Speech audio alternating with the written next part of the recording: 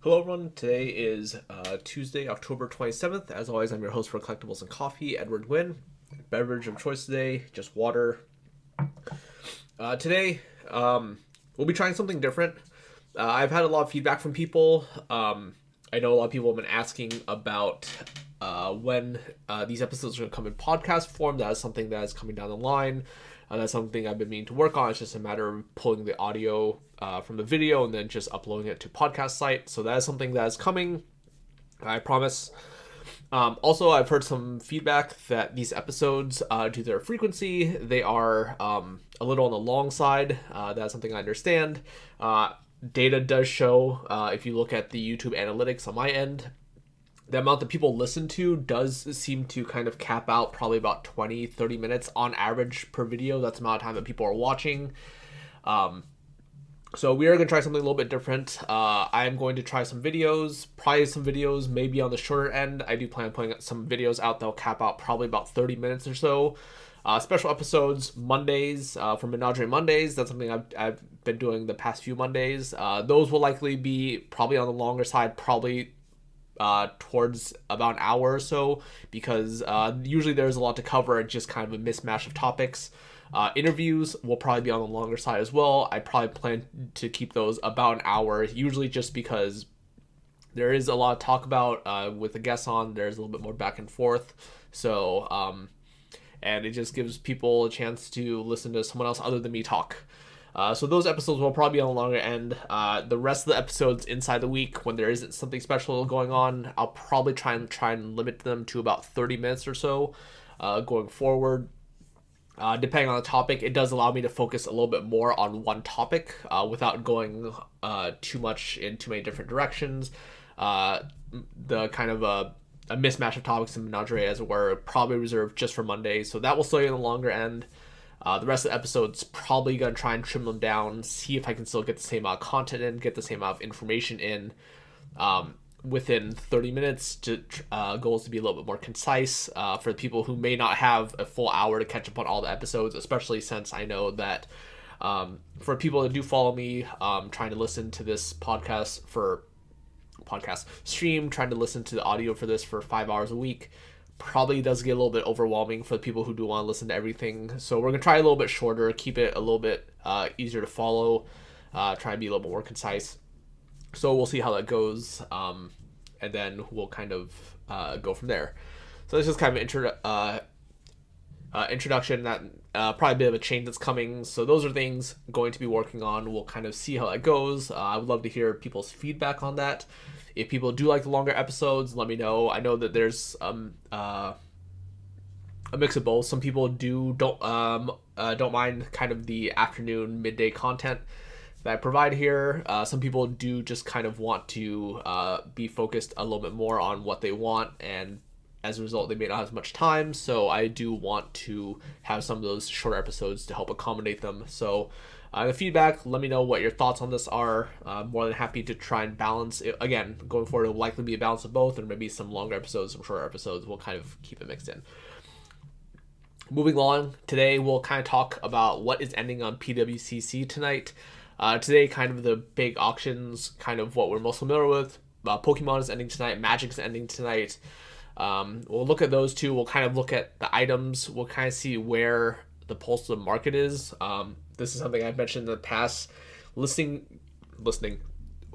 PWCC is relevant because for PWCC, there is usually a big spread of items. There are a lot of premier items, there are a lot of expensive items, there are a lot of very obscure, esoteric items that people do seek out. Those tend to get the biggest numbers. But it is important to note that there's such a wide range of them. We're not just looking at first edition Charizards on there. Are there first edition Charizards for sale, or do those get a lot of attention? Absolutely. But that doesn't mean that it's not worth your time to go through, see what else is for sale. I usually peruse. The way I usually set these is I look at them, I kind of make a list of items that I tend to zone in on. These are the items that I think are reasonable buys. I kind of do my research. I look at PokemonPrice.com. We've talked about this before. This is a research the research site. There's a lot of data. You can do your research. You can look up prices on the past for graded Pokemon cards. You can kind of do a search for the card you want in the condition you want in the PSA grade you want.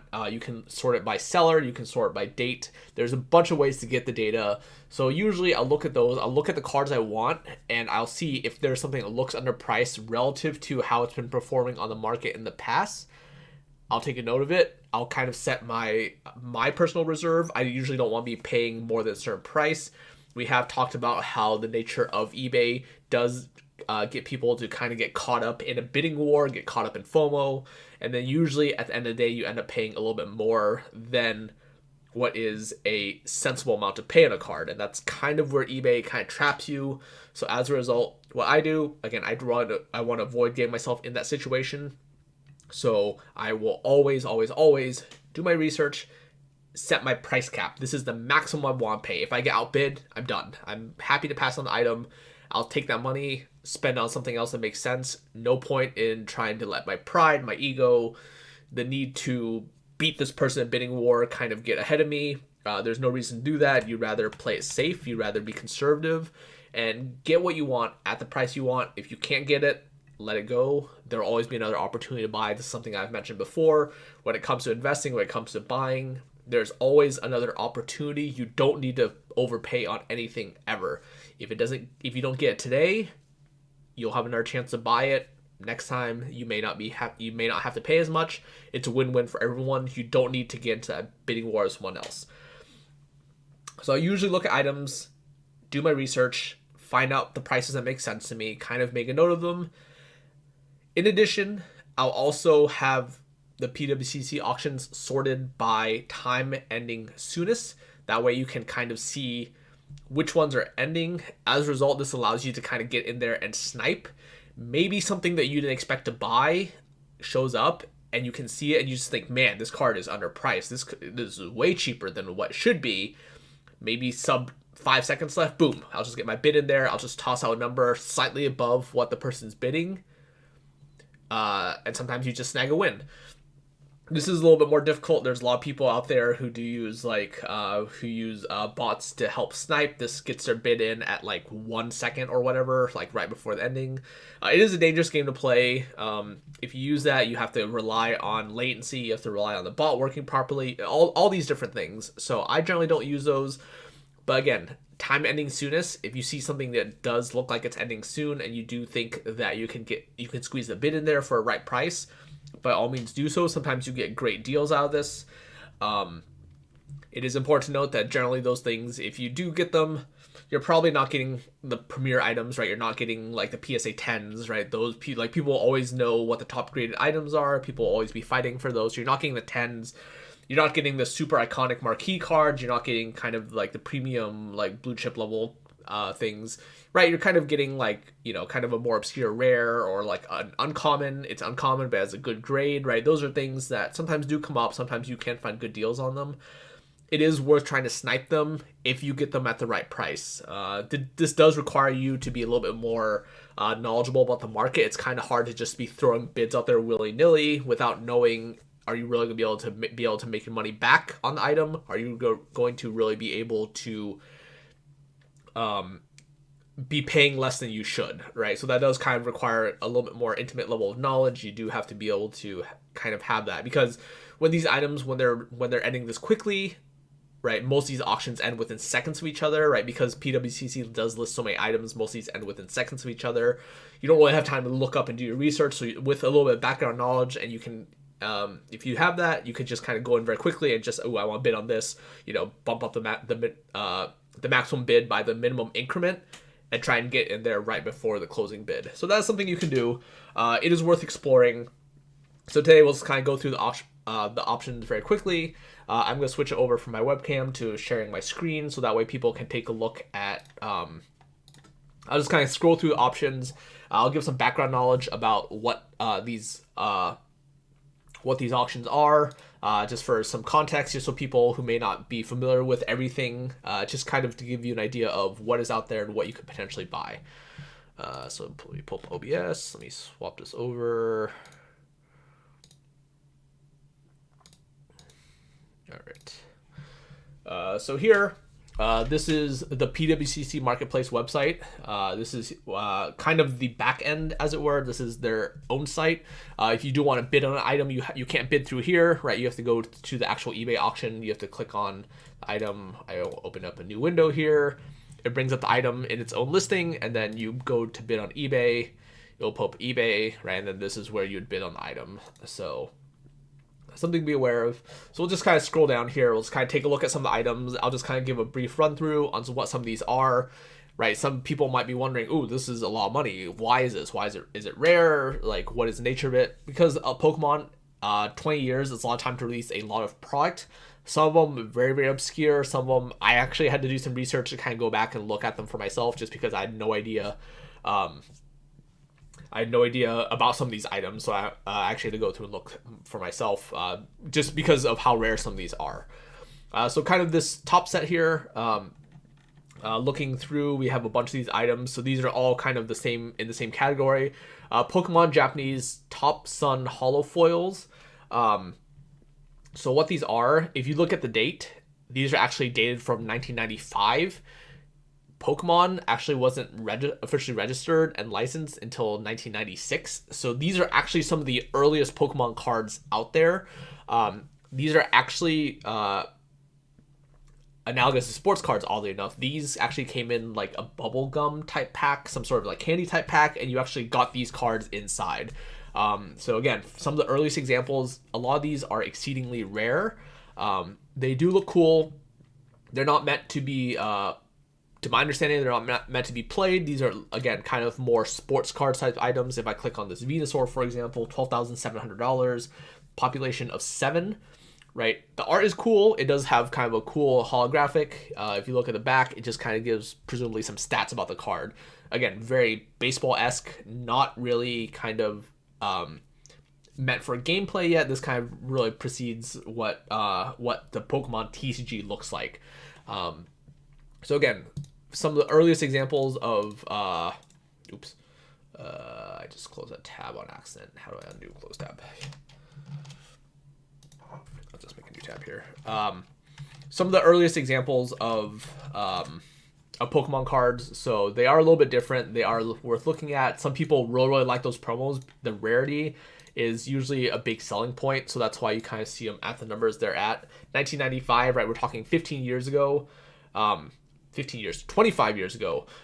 So these pretty hard to come by, especially in nice conditions like these.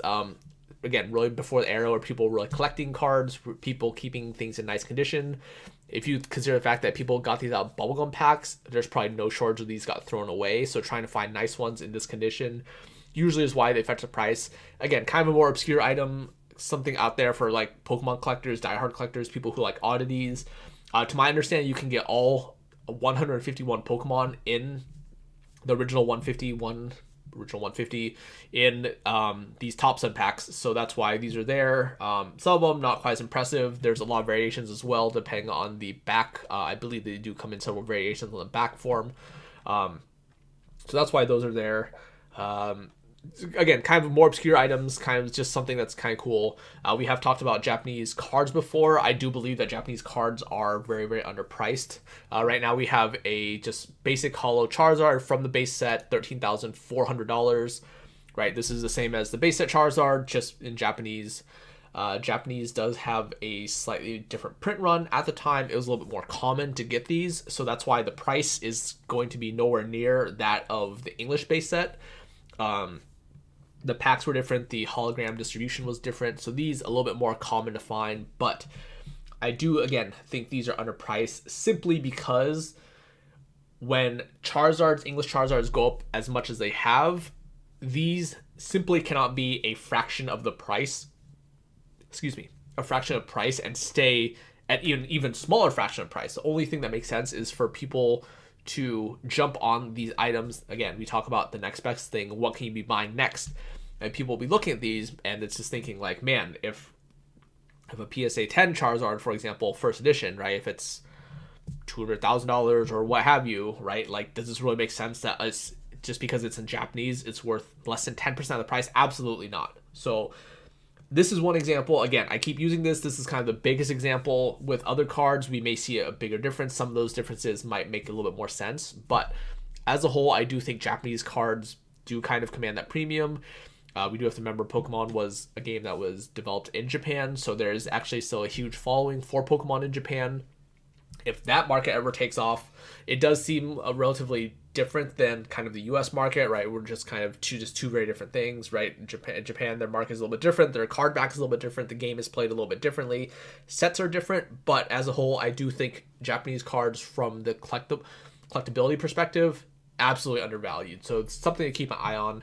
We'll kind of look back at some of the Japanese cards that are out there and why, again, I think that it is worth looking at, even if you don't plan on buying them yourself.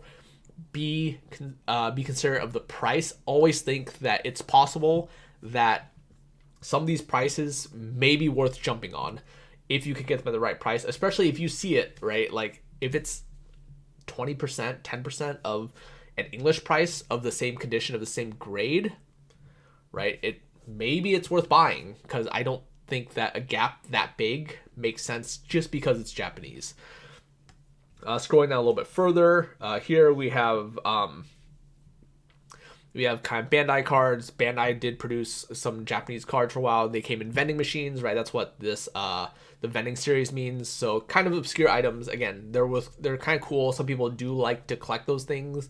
The art is a little bit different. Just something something to consider. If we look at some other cards as well, right? We have a Holo Blaine's Charizard. PSA 9, again, same idea. We know how expensive the English Blaine's Charizards are. Does it really make sense that because it's in Japanese, it's a fraction of the price? Again, I don't think so. I think that some of these are very, very underpriced. I'll be keeping my eye on these because if they're a fraction of the price, I'm happy to buy them now. And then as the English ones get more and more and more expensive, it'll naturally drive the price on these up over time. That's really the nature of it. That's what I would do. That's what I would consider. So I do look at the Japanese cards. Again, the market is smaller, but if you look at the number of bids, there's still a fair amount of people bidding on these. There is a fair amount of contests on them. It's not like you're just going to automatically win them. This does go to show that there is demand, that people out there actually do buy these and collect these. So that is something to consider. Going a little bit further down, I just closed the wrong tab again. Pull back up here. Going further down, we do have kind of some really high-end promos here. Kind of the most notable one is this Japanese promo family event trophy card. It's a Kangaskhan PSA 10. This is one of 11. This is a promo out there. I won't go too deep on this one. This is kind of really probably, like as it mentions, a holy grail for a lot of people in terms of collectability. 1998, right? Pokemon hasn't even been released in the US yet. This is the first 2 years of Pokemon's history in terms of TCG. The way you get this, I had to look this one up. I was vaguely aware of it. The way you get this is as a family. So, you're a parent and a child had to go to these events. They had to play in events, and with a certain number of wins at the event together, they would go on and get one of these trophy cards. Now, you can only imagine, 1998, right? 22 years ago, how many people are still going to have them to this day? If you were, 6 years old competing at the time, right? You're 28 now, right? 22 years old, 22 years in time, probably a lot of time to pass for your parents as well. Your parents may not be alive if you still have this. So try to find some of these cards in good condition that would have survived this day. Pretty rare. Not a lot of these were given out. I think you had to have won a fairly substantial number of wins in order to get this. So not the easiest card to actually acquire back then at the time either. So seeing them in this condition, $100,000 is, I honestly don't know. I couldn't really find too many past sales for this card. So I imagine most of them are kind of like private exchanges. You don't really have buyers made public. The sell price may not be public either. So I couldn't find a lot of data on this. So very, very cool item, kind of out there. I can't really speak to whether or not this is a good price, right? There's 85 people bidding on this. This probably suggests that there's probably relatively few bidders, just a few people, kind of serious collectors, are going back and forth on it. The next item as well, the Tamamushi University Prize Magikarp, same idea. It was basically an event that it was a prize card that was given out. You had to do this criteria, and then you mail in the results from it or whatever, and they would mail you this card. Kind of different item, right? Population 112, pretty rare, not super common to find these. So $44,000, right? It's possible it's a good price. Again, a lot of people bidding on this, right? There's 50 total bids, right? It does indicate that there's some back and forth as well. Something worth note. Cool items. The fact that Pokemon really has these high-end items, these prize cards, these trophy cards, is something that I think is Magic could take a page out of the book for. I think the Invitational, where the winner would create their own card, kind of something that we haven't really seen much. I think that would be a very, very cool idea. Trophy cards are very, very cool. For like Worlds, for example, they have a first place, second place, third place trophy cards that indicate that you got first, second, or third at Worlds. It's timestamped with the year. The art changes every year, and it comes with the trophy for doing well as well. I think prize cards, they do kind of add that different element, kind of adding value to whatever the winners is getting, because these prize cards, trophy cards, they kind of add that extra value on top. It is something that is very interesting. I think a lot of Japanese TCGs do embrace it a little bit more than US TCGs. So the fact that these exist, there's definitely a market for them. A lot of people do like these. Some people, there's obviously kind of the sentimental value. Some people do like to hold on to them because, you know, they may have some emotional attachment tied to it, right? Maybe they performed well at that particular World or that particular event. But there are definitely a lot of people. There's definitely a market out there for these cards because there's so much rare relative to print runs of cards at the time.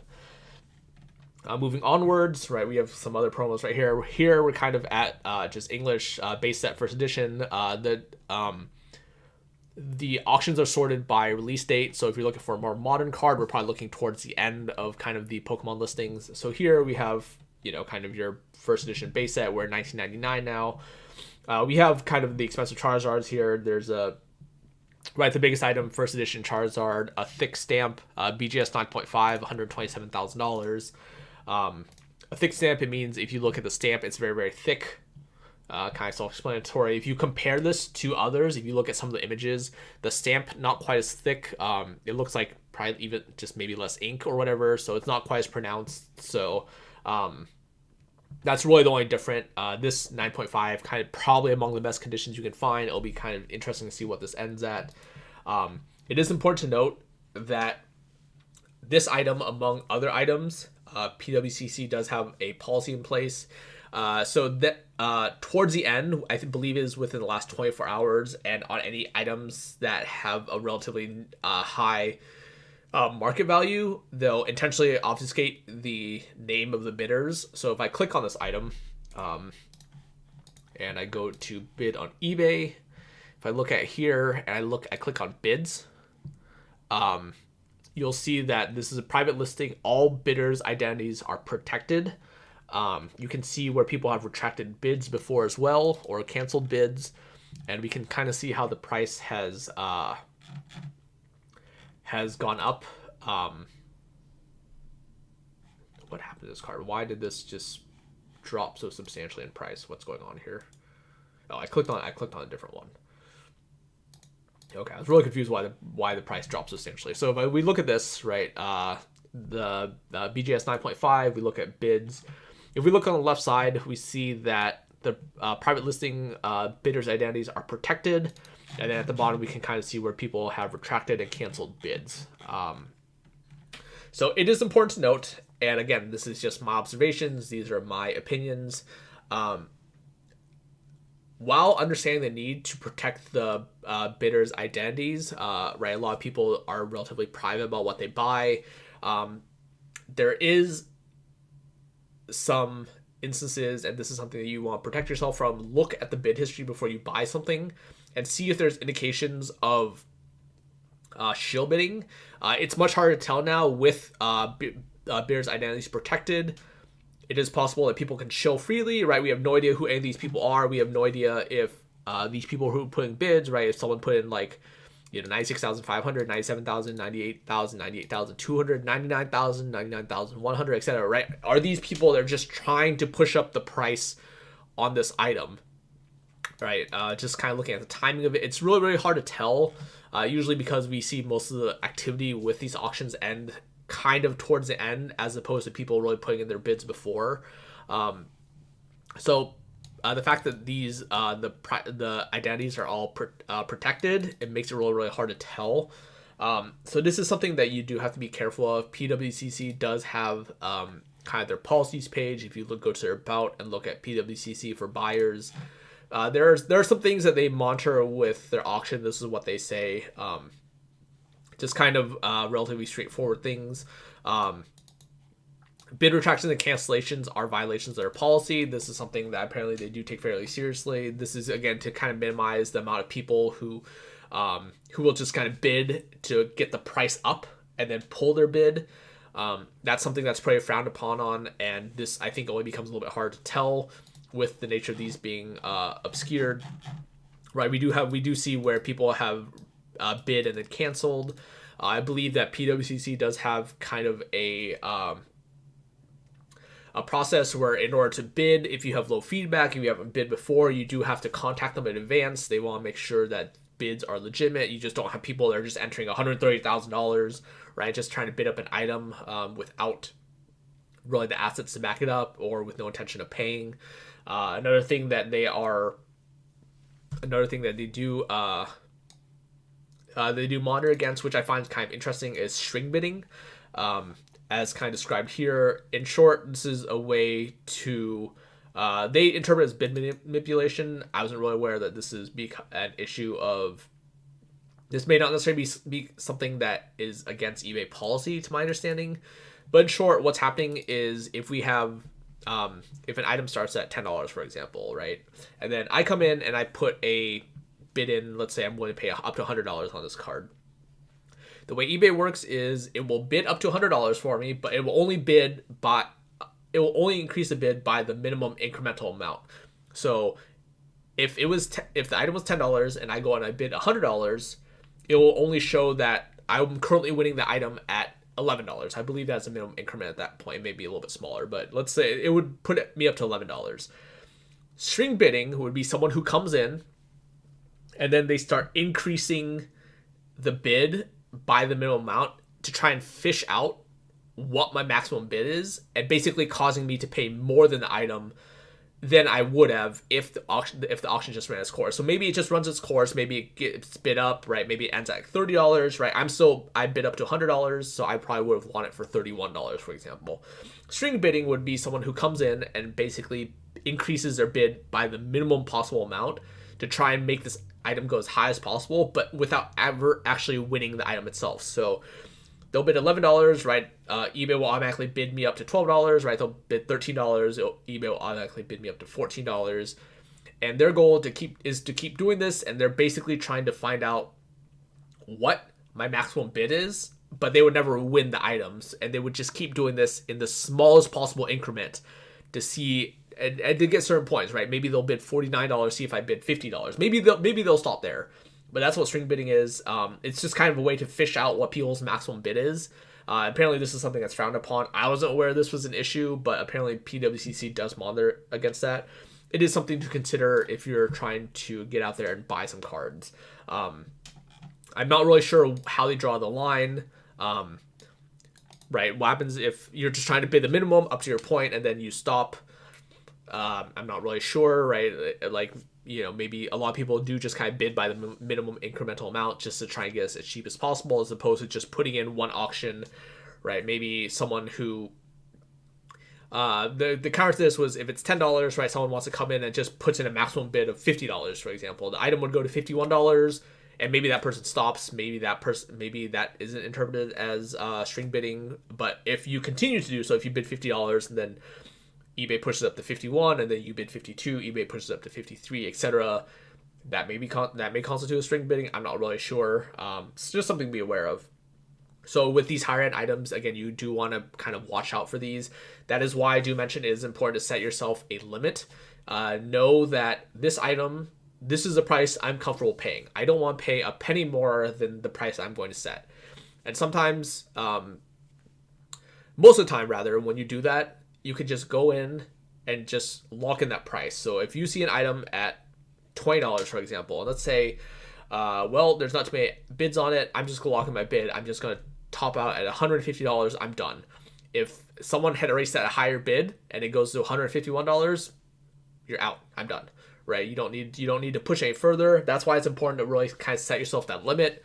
Right? Maybe because a lot of people, again, do get caught up in the trap. Maybe this person only bid, maybe I don't want to lose by like $10 this person. Maybe I'll just bid up to like 160, 170 or something. And next thing you know, right, you're in it for like $200, which is $50 more than what you want paid, and now you're just overpaying on card. Just to win it, right? So these are things that you want to be aware of. Don't really fall into that trap. So again, set yourself the limit. That's something I can't really stress enough. You want to protect yourself. Again, there are some shady things that I suspect happens. I don't have proof. I can't say this definitively, right? There's reasons why PWCC has these protections in place. Again, obscuring the name of the seller is a little suspicious, but again, I don't have proof. These are things that I would watch for, and these are things that I would be careful of. And I'm just simply passing this on. Kind of moving onwards, looking at other items, we have a lot of base set items, right? First edition base set, right? These are kind of your premier items. Right, there's still a lot of affordable ones, right? When we look at 9s and 10s on bigger items, right? A PSA 9 Venusaur, right? That's one of the big three, right? This is going to be a lot of money. But, right, Pidgeotto, Uncommon, PSA 8, $51. Like, is this something I would throw money at? Probably not. Is it certainly going to go higher than $51? Do I really want to pay that much? Probably not. It is first edition, it is base set, but you just have to think, is there really a market out there for people who want to buy these cards? And I think at the end of the day, if you're looking to invest, at some point you do have to have an exit plan. You do want to be able to cash out in the future, right? Would someone pay more than $51? Do you think you can get whatever price you're paying, and then in the future getting a premium on that? Is that something that's realistic? If not, maybe reconsider buying these. I think some of these are reasonable deals, though. I think some of these do kind of fall into a category of maybe I can snipe, maybe I can jump in and snipe, get it on the cheap, right? Maybe this $46 Abra, that's PSA 8. Right, maybe if I just jump in and bid $47 at the last minute, I'll get it. Is that likely? Probably not. Is it something that can happen? Absolutely. You can definitely find deals that way.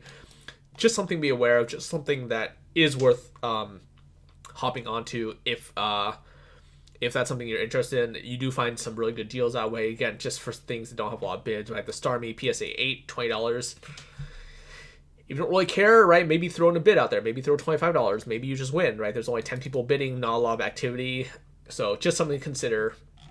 Just kind of moving onwards, right? We're now going into unlimited cards.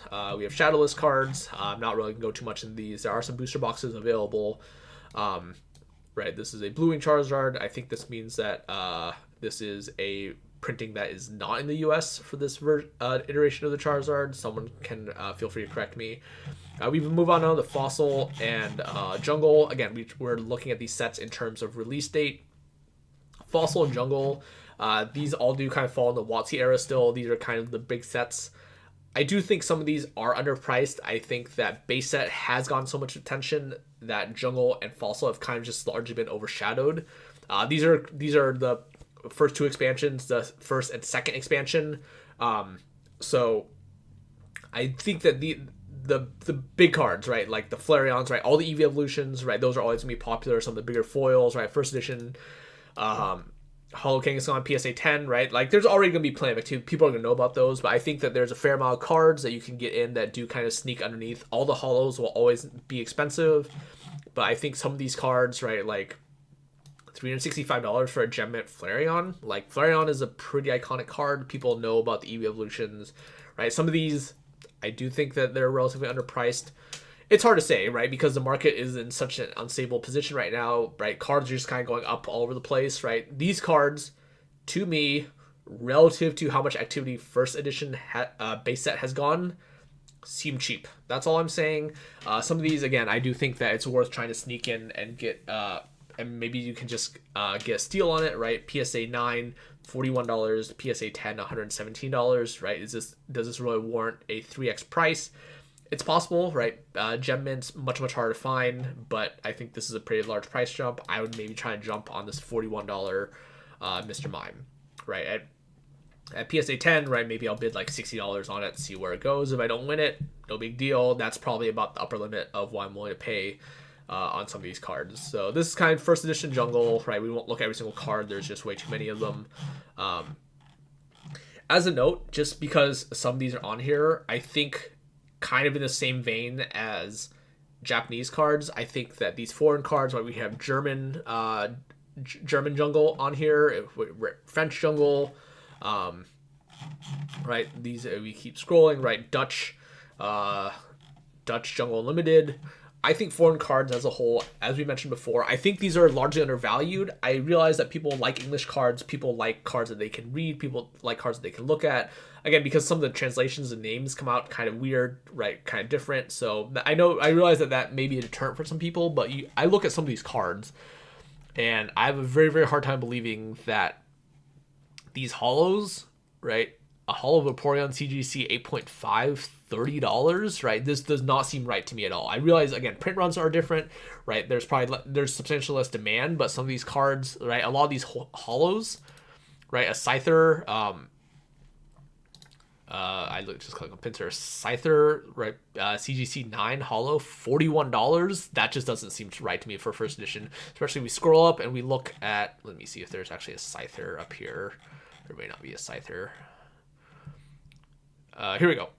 First edition PSA 10 Scyther, $615. So English, $615. And then I go down to German. I probably can't find that anymore. 8.5. Like, granted, this is much worse condition, right? $32. I think, I don't know if that was the same one. That may not be the same one, right? Like, that price discrepancy seems too large to me, right? This is the $41 one that I was looking at. CGC 9, $41 versus $615. That doesn't seem right to me at all. So I think a lot of these are undervalued. I think there's an opportunity. I think one of the cards, as cards start to get more and more expensive in English, there will be a lag period where these foreign cards, German cards, French cards, Dutch cards, Japanese cards, etc., there will be a time when I think these will catch up. And I think if you're looking to buy them now, I don't think it's an unreasonable opportunity. Some of these, they just seem far, far too cheap for me relative to how expensive the English ones are. And when a price discrepancy that large exists, I think that is something that is worth examining in the marketplace. Moving onwards,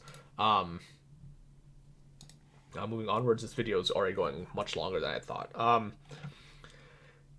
There are some other cards as well, kind of the WotC era cards, usually the big ones, right? There's some first edition jungle boxes, right? We're $25,000, $32,000. This is really what people are going to be expecting to pay. I think just kind of the nature of how much visibility is on them. A lot of people will probably be paying more, especially because PWCC, they do have that name. They do kind of get that premium on their auctions that people otherwise may not be getting.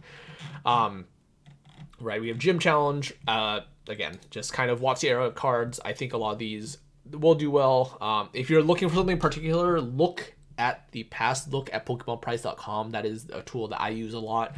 You can go on to PWCC's research tool. If it's right here. If I go over to the research tab, market price research, I can go in there. I can look. I can type in items. I can set my price thresholds, time thresholds, and search for however I want. It gives you an idea of what you should be paying. You want to make sure that, again, set yourself a limit.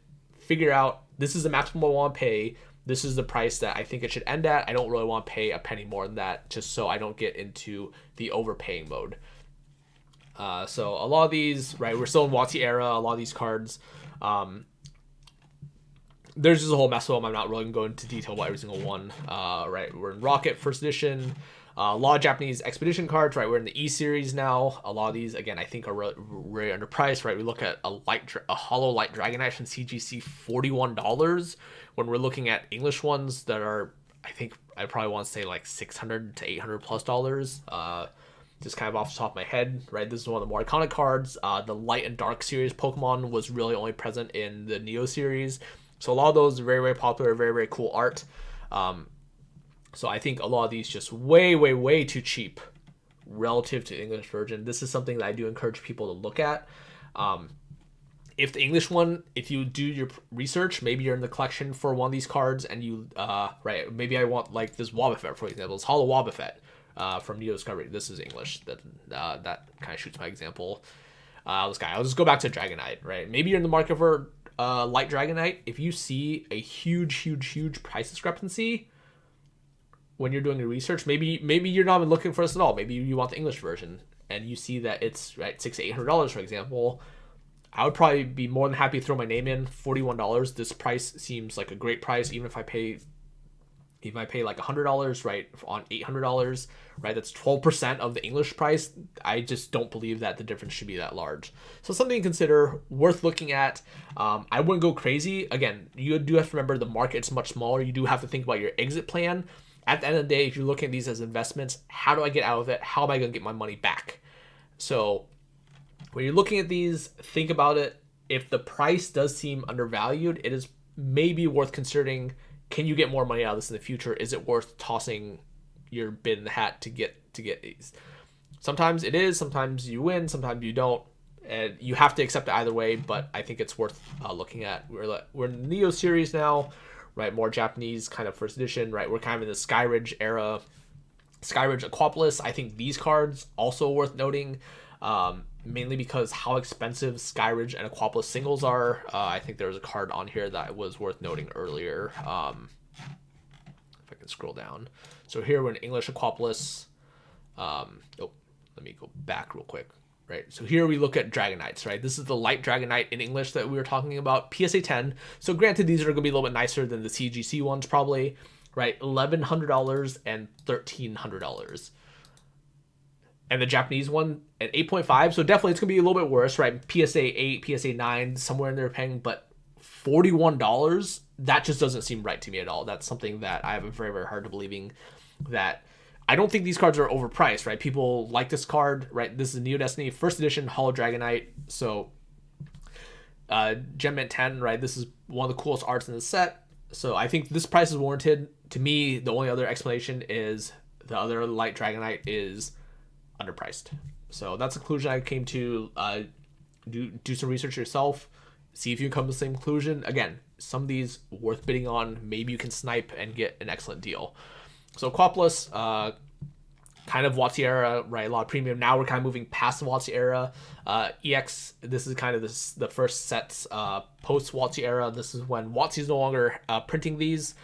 Aquapolis and Skyridge were the last two sets. That's why the boxes are so expensive, because those boxes don't exist sealed in very large quantities, because once WotC knew that they were having their license pulled by Nintendo, they were definitely just cutting back on production and printing less than they were before. So moving forward, we're kind of lots of Japanese promos still. We can kind of see there's some Skyridge cards mixed in here. Again, it's by timeline, so it's kind of hard to break it up if you don't know what sets your cards they're trying to buy, what years are from. It does become a little bit hard to zone in on some of these. A lot of Japanese promos, right? We have just kind of Japanese sets. Now we're kind of getting into a much more modern era of cards. So these eras, these era of cards, more modern. I think again a little bit easier to find, but I think that these have the potential to be pretty undervalued. People haven't really caught on yet.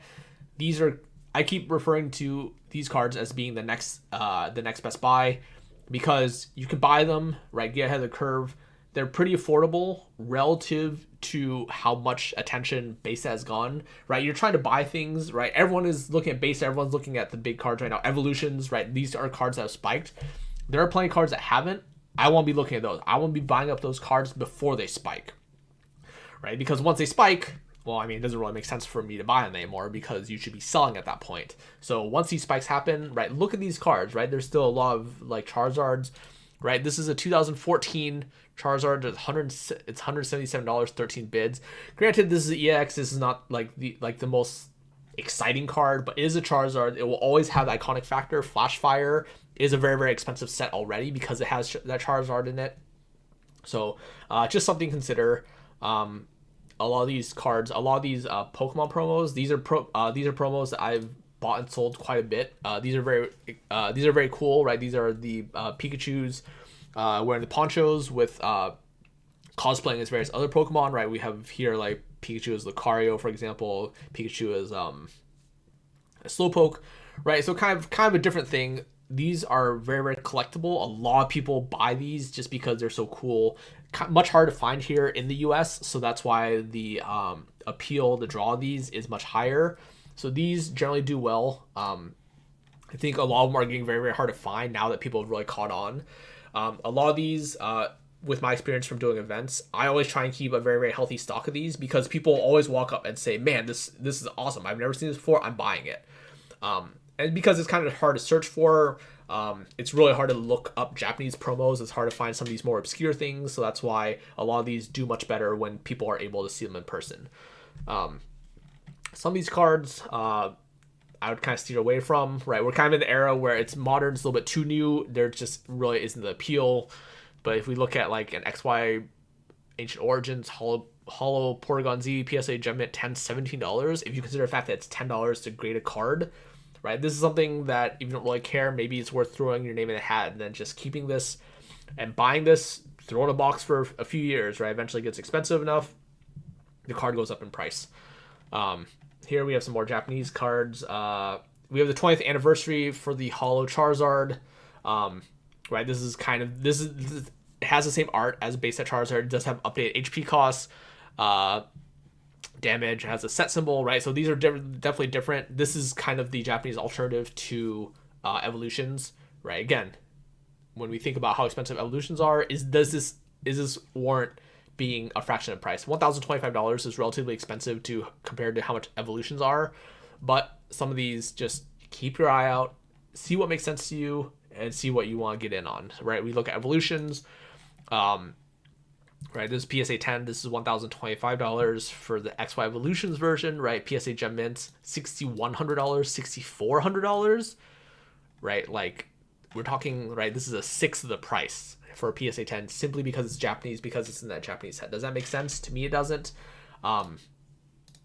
So something that's worth considering, maybe if you're in the market for them, maybe you're okay settling for a Japanese version and just kind of open up that market to you and see what else is out there, see what's worth buying. Now we're kind of in the really the most modern era of cards, so nothing here that's too terribly interesting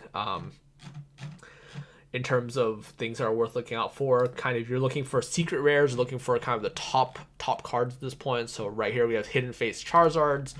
We know this price has gone up a little bit. We're looking at $14.75 and $13.50. When I had looked last month for the September cycle, most of these were ending kind of in the low 1300s number. With 7 hours left, I would suspect that these are probably going to gain another like 15 to 20% on top of these prices. So these cards going up. Hidden Fates, still a lot of demand for that card, even though that there is a reprint that's being announced that they're going to make more of these cards. These are out there, so something those are I would watch out for. Hidden Fates has been very hot. These secret rare, the Shiny Vault foils, there's a lot of demand for them. So just buying raw copies on TCG Player is also something I would consider, especially on some of these cards. It is hard to find them, but reprint being on Horizon makes me a little kind of this is like, is this worth going into or not? I would be a little bit tentative about it, but I think there's an opportunity there if you're willing to take that chance. Here, nothing really interesting. We're looking at Charizard VMAXs. A lot of people have bought these and graded them. There's a black label on here for $710. This is Japanese though, so kind of interesting to see how those pan out. New cards, right? You're much more likely to get clean cards. People know that, man, if I'm opening up the Chase card and set, if I'm opening up the Charizard, for example, I should be taking care of it. I should get a sleeve right away.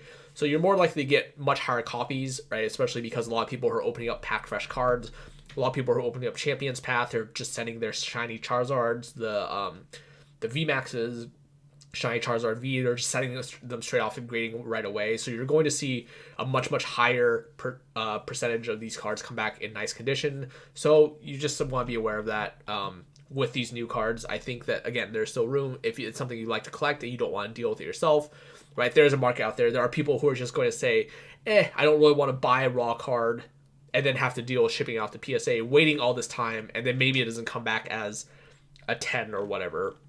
Right, so there's definitely a market out there. That's why a lot of these black labels do command the price premium that they do. So I'm surprised that these are actually that small. Oh, these are Japanese. That's why. Okay, yeah. We see pretty big price jumps. Right, we're looking at Japanese cards for the BGS 10s. Right, we're looking at $100, $150. Right, whereas the black labels $700 ish dollars for just to get the quad 10 subs. If you don't know kind of what I'm talking about in context of Black Label, right there, I've definitely done a video where I kind of go back and talk about grading cards. So worth looking at if you haven't. If you have any questions about this, there's some additional series. There's another auction that ends in 2 days from now. So 48 hours after this batch ends, some more recent cards. So that's really kind of it with Pokemon. Not going to go too much into there. Just kind of, these are the things I'm looking at. I did mention kind of the foreign cards. I think that's where I kind of want to be doing my, do the most research, kind of see what that space looks like, see if there's money to be made there, rather than try and fight with people on base set, kind of on the sets that already have drawn a lot of attention. So moving onward, we'll kind of look at Magic. Magic, I see a lot of alpha cards being listed here. This is actually a lot more alpha cards than I've seen in the past, right? So I have 250 items per page. There's 2 full pages here. No, 3 full pages. I think there's 2 full pages and then partway into the 3rd page. So I think there's... yeah, so about 3 full pages. So probably we're looking about 700-ish items. Of those 700, right, more than half, if I go most of the way down into page 2, there's almost 500 alpha cards. We're probably looking at 400 and change alpha cards graded up. This is not something you see a lot. Alpha cards are pretty hard to come by. I don't think you really see a lot of premium cards here. Right, we have like the 9.5s kind of where people top out. You don't really see a lot of them. Surprisingly, I see kind of a lot of like middling grades. I wonder if this is indicative of people getting their cards back from PSA and slowly selling them off. It does feel like the number is a lot lower than it has been in the past for alpha cards. I wonder if people are just starting to cash in or whatnot. I think a lot of these numbers feel very, very low to me for their grades relative to what I have paid. I know I definitely paid a fair amount, but these do feel a little bit low. I think Magic is in a kind of a weird spot. We've talked about this before.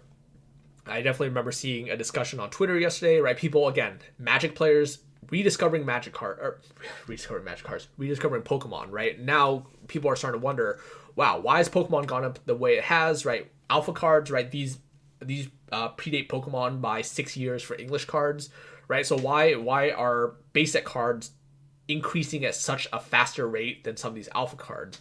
And again, we've talked about this before. Magic is one of those things where the price is tied into the utility of the cards for the most part, right? Objectively, people pay more for better cards than worse cards. Once we start going back, we look at collectability, right? We look at some of these older cards that do have value, right? Clone, right? I think some of the reprint versions, right? We're looking at like a bulk rare for a clone, not terribly expensive. Some of these cards, right? Crawlworm, Alpha Crawlworm, right? This is a common. This isn't even worth like a penny by most standards. In for the more recent sets that have been reprinted, right? It's just a vanilla creature, but Alpha still has some demand. So we kind of go back. There's collectability approach to a lot of these older cards, but in terms of newer cards, right, entirely tied to its utility, I think Magic is kind of in a dangerous spot. Because when you have the value Magic, when it's tied to how powerful they are, when the value Magic is tied to utility, and at the end of the day, that means it's tied to the health of the game. And Magic kind of in a rough spot right now when we look at competitive Magic, right? There's no real competitive Magic being played. Right now it's all Arena, it's all Magic Online.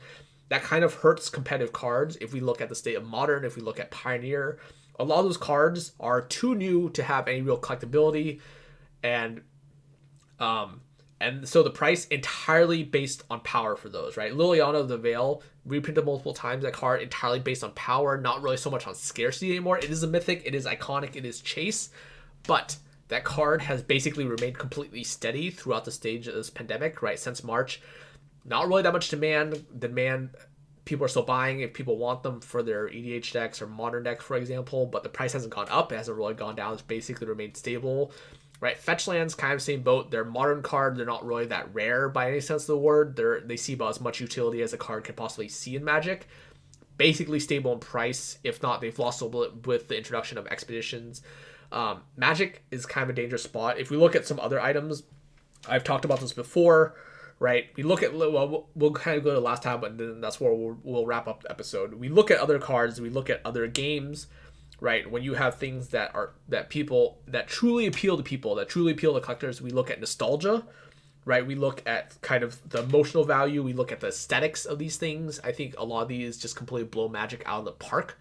So I think that's why long term, I think Magic, I just don't see a lot of hope left in Magic. I think that I'm not saying Magic's dying. I'm not saying that the sky's falling, that you should sell everything, but I think Magic is kind of a tough spot. I think once paper Magic does pick up again, if we start seeing, if we see kind of an end in sight to the pandemic, it becomes acceptable to start going to conventions, to large events again, right? And paper Magic does pick up, right? We'll kind of see a surge in demand again. But I think with this, where Magic is right now, I think Magic is kind of suffering. Magic has to kind of go in a different direction, right? That's why we see EDH do as well as it has compared to paper Magic. So last topic here, we'll kind of go over, we'll just kind of look at some other items around the chopping block tonight for PWCC. Yu-Gi-Oh!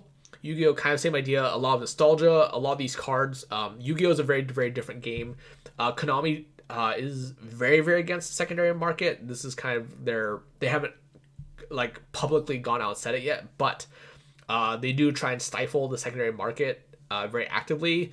So a lot of cards do get reprinted, right? Your card that is the equivalent of being a mythic rare, chase rare, best card in a set needed to play is something that they could very well put in a pre-con or put a reprint as common in a future set and just completely tanks the value. There will always be some draw to the original sets, right? If we look at the auctions right here, if we look towards the bottom, right, these are the original tins. So this is kind of a metallic tin that came with when the trading card game first came out, right? Right. So there are some boosters inside. They have an exclusive card. Original cards will always hold their value, but the cards themselves have been reprinted so many times, right? It's kind of similar to like the Crawworm idea. The Alpha Crawworm is still valuable, but there's been so many reprints of Crawworm that card is completely worthless. There's no real scenario where the card won't be worthless in the future, save for kind of the Alpha Beta ones that will have a following for it. So we look at the auctions, right? We have a lot of these tins. The original tins do have value. People are still buying, right? LOB, this is Legend of Blue Eyes. This is the equivalent of base set. This is the equivalent of Alpha for Magic, right? This is the first set. So a lot of these cards in their original form, the most iconic cards will always have value, right? This is a first edition Blue Eyes, right? PSA 10 Gem Mint, $85,000, right? This is your equivalent of a base set Charizard. This is your equivalent of an Alpha Black Lotus, right? But we see other cards, right? This is another card, right? This is Legend of Blue Eyes still. This is first edition still. This is a PSA 10, right? This is $56. So it really goes to show that there probably just isn't as much demand for this card, not as iconic, right? Flame Swordsman, I think this was a card in the anime and the manga. So a little bit more value there, that's right? That's why $1,600, right? But again, we see some cards. Skull Servant, right? $52 for PSA 10. So the spread, pretty large. Just something to be aware of. A lot of these cards, right? We don't see a lot of value in them, right? We see a lot of sub-$100 cards, whereas for Alpha, we don't really see a lot of sub-$100 cards that have the top grade for PSA. For Pokemon, we certainly don't see this, right? This is a just first edition card, right? This is up for $52 right now.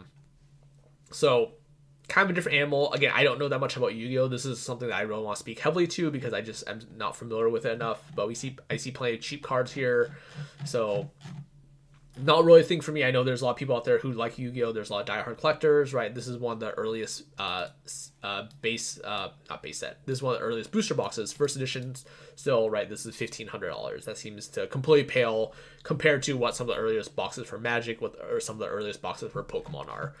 Metal Raiders, this is the second printing, the second set of Yu-Gi-Oh! So this is like 2002, right? Pretty old set, right? But we don't really see much in there that's substantially valuable, right? Thousand Dragon, first edition, right? $1,200. I imagine this is probably kind of the biggest card in the set. We kind of scroll down. We look at some other things that do have more value to people outside of utility, right? This, again, where Magic really suffers. I've joined a lot of groups where I just kind of look at collectibles from a different perspective. Sports memorabilia is one category that just completely smashes even Pokemon, in terms of how much attention there is to it, how much people like to collect very, very obscure things. Here we look at these things, right? This really goes to show how big PSA is in terms of what they've done for the industry in terms of the collectibles, right? We have ticket stubs. People buy ticket stubs, right? These are ticket stubs from various games, right? This is, right, just usually milestones. Some of these do have fairly substantial value. Right, this is a signed Tom Brady ticket stub for New England Patriots, obviously. Right, we have Super Bowl tickets on here, right? There's a Super Bowl 53 2019, right? New England LA Rams, Tom Brady signed it, right? These will always have value. These are things that people like. The market for these, very, very, very, very easy. You definitely find people out there that are willing to pay the numbers on these. Sports memorabilia, it just completely smashes, right? A lot of these out of the park. We kind of scroll down, right? We have other things here. We have a helmet, which just doesn't seem too terribly interesting, right? We have postcards, right? We have baseballs. We have pucks, right? These are all things. Again, just really goes to show how big the sports market is. Sports cards, sports memorabilia, lots of appeal to people. Beyond just kind of the utility, because most of these, they don't have utility, right? You're buying them and you're looking at them, right? This is something that's part of it is in a chase. A lot of people like to chase down the item that they couldn't get before. We look at comic books, right? There's a pretty widespread on comic books. Comic books, usually people look for first appearances. So this is 1979 Marvel Comics Amazing Spider-Man, first appearance of Black Cat. This is in very, very condition. This is a 9.8. So this is $2,200, right? But we kind of look at other comics from that same era, right? We have 1982 comics, right? This is 9.8. So very, very good condition as well. This is bidding at $34. So kind of a different idea. It just goes to show that there is a very, very big world out there beyond the things that we're used to. We're accustomed to kind of just our small little bubble, right? Magic, Pokemon, what have you. I would encourage a lot of people to go out there and take a look at these things. Comics, right? The comic industry is still alive and well. Here's another first appearance. Right, first appearances, you'll always see the premiums, right? Those are usually the most collectible ones. Those are most iconic ones. This is kind of scrolling through and looking at comics.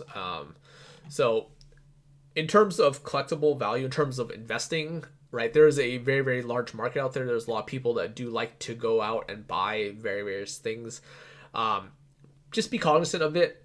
It is hard to really kind of have knowledge about everything, about what you can buy, what you can sell.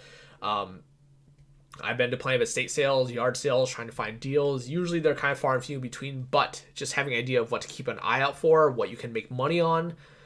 I think that going through PWCC, looking at things, looking at what people are buying is something that I think would serve people well in the future.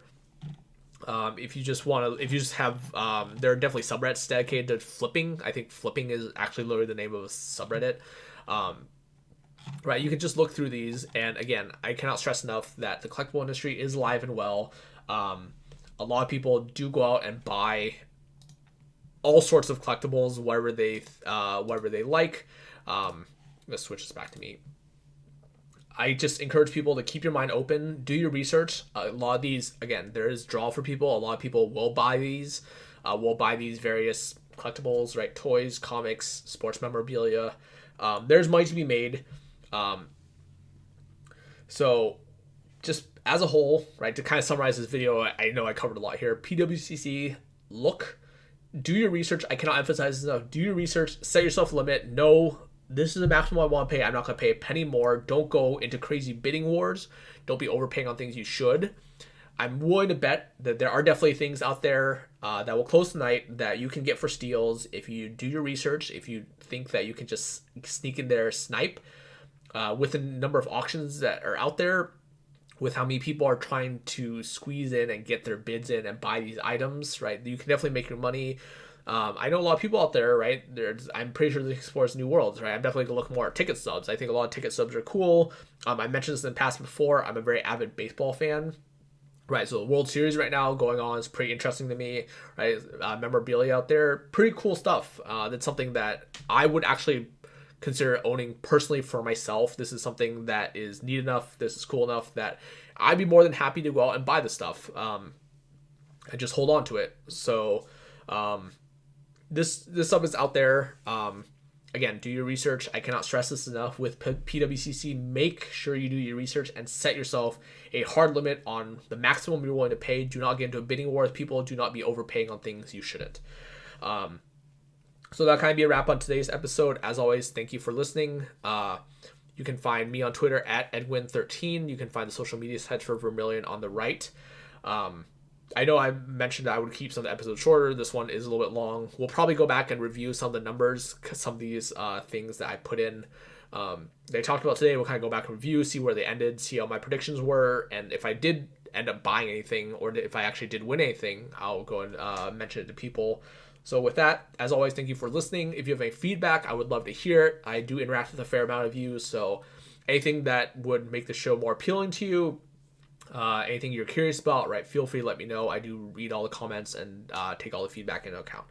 As always, thank you again for listening. Wherever you're in the world, stay safe, and we'll be back tomorrow with more. Thanks again.